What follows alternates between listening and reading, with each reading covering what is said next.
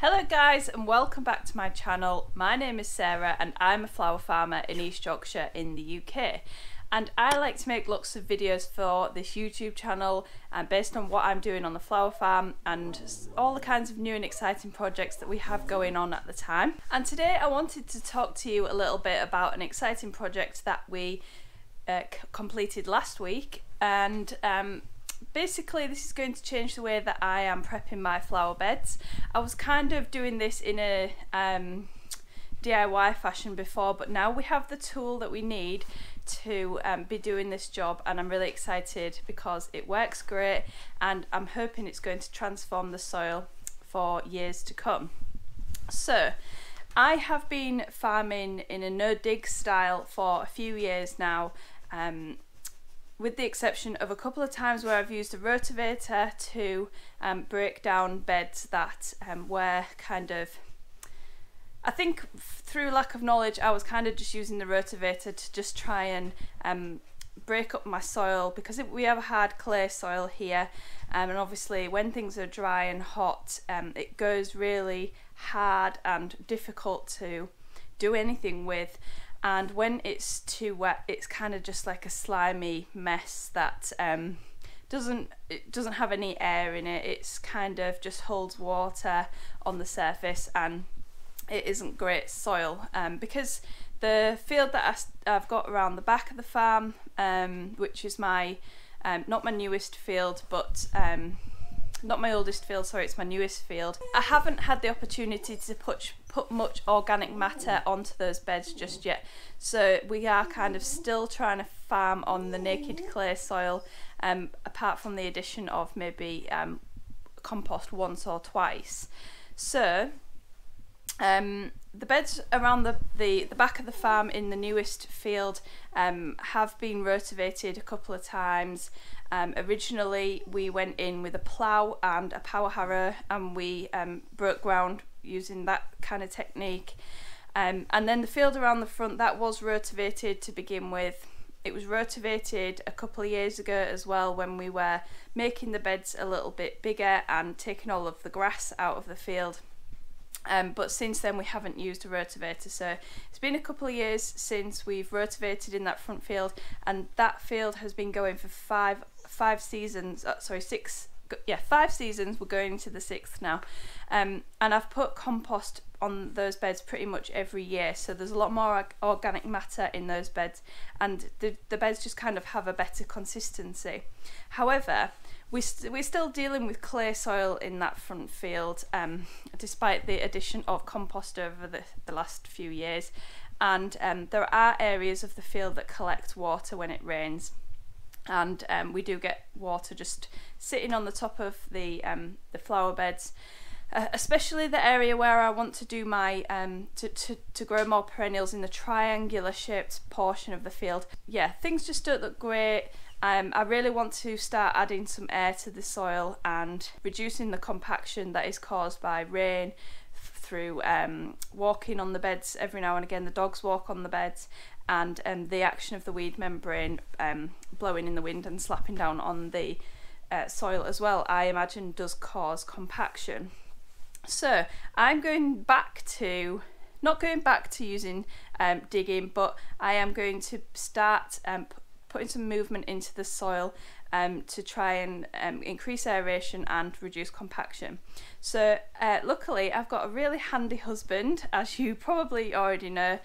He welded me together a Broadfork, so I'm going to start using the Broadfork to lift up the soil and add that air into the soil and allow it to drain better, etc. So I've watched a lot of videos about Broadforks, and I'm quite excited about being able to use one, and eventually after a few years of using a Broadfork they should become redundant because of the way that they've decompacted the soil, etc.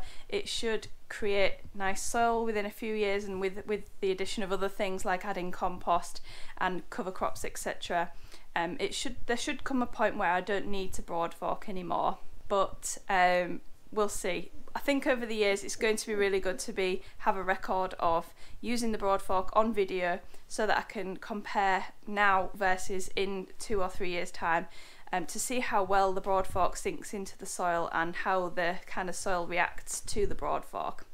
So it's kind of heavy duty, the Broadfork that we made, but Rob doesn't like to do things by halves. So it's quite thick walled steel and quite heavy duty in terms of thickness of the steel and everything. So, but it's not too heavy for me so far, so I'm doing okay with it. I'm really enjoying using it. I've used it on about 3 beds now, and it seems to be working great. So basically what you do is you stand on the Broadfork on the tube section, you push it down into the soil, wiggle it down, and then pull backwards, and you just pop that layer of soil up, and that helps to put the air and to reduce the compaction in that area.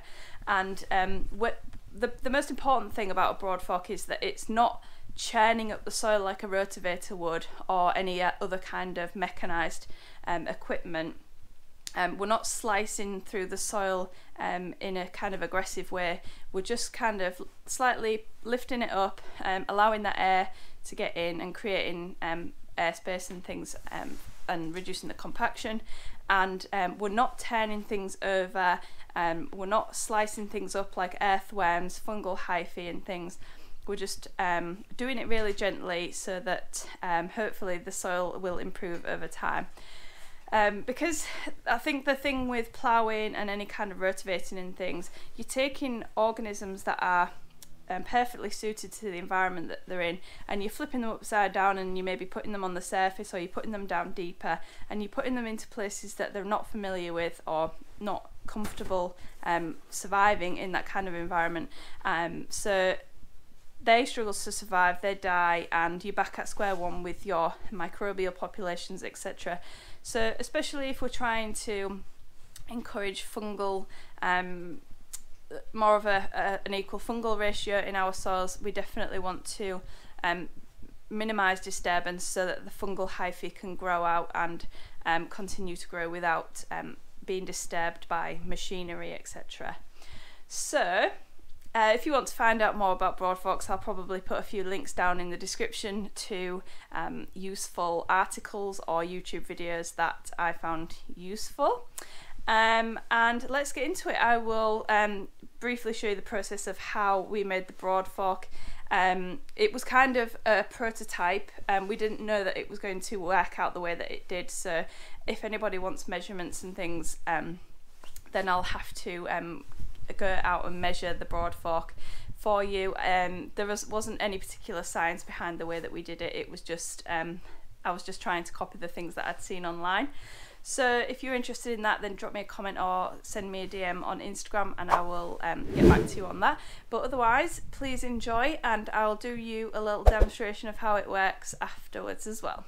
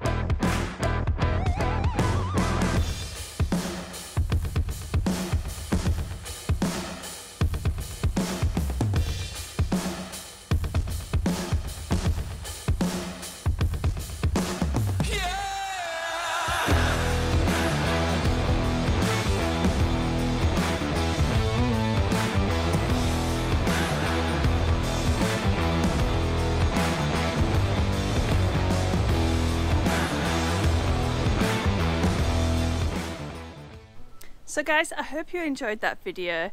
I'm really excited about having the Broadfork and how it's going to affect our beds in the future. You can't really get Broadforks in the UK, I don't think, or at least not built the way that mine is. And even if they were available, they probably would be between £200 or £300. So I am so lucky to be able to have one of these, and lucky to have a husband who could make one for me. So Rob, if you're watching, thanks so much for my Broadfork. If you enjoyed it, give it a thumbs up, don't forget to subscribe, and I will speak to you again soon. See you later guys.